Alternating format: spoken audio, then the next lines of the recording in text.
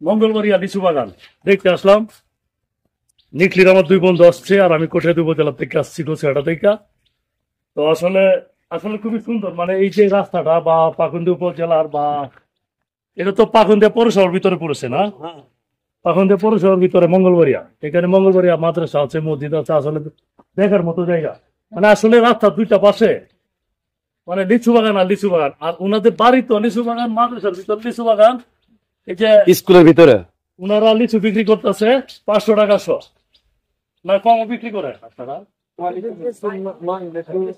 মানে কিরকম, মানে 500 আছে, 300 আছে, 400 আছে, 500 আছে, 600 আছে, এটাই ঠিক না? 900 আছে, 900 আছে। কোয়ালিটির উপরে টিকে নাই।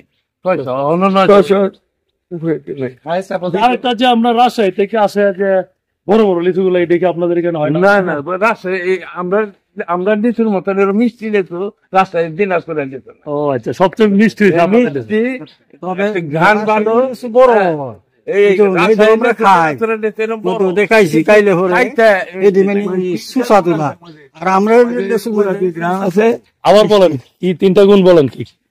লিচুর 3টা গুণ, মঙ্গলবাড়িয়া লিচু গুণ হইল সর্বপ্রথম হলো তার কালার, রং সুন্দর আছে এবং মিষ্টি আর গোলাপি গ্রান, এই 3টা থাকবে। এবং পিঁপড়া উঠে বাগলের মধ্যে, অন্য রাজশাহী লিচুর মধ্যে পিঁপড়া উঠে না। আর ওখানে কি মধু বিক্রি করতেছে আপনাদের?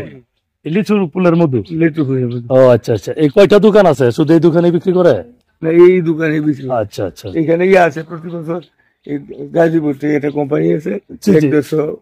গাজীপুরের মানুষজন দেখছি আমি বেশি আসে, আমি ইউটিউবে দেখলাম, ফেসবুকে দেখলাম।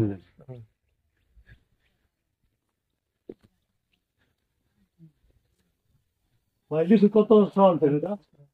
300 টাকা। সামনে আপনি সামনে যান,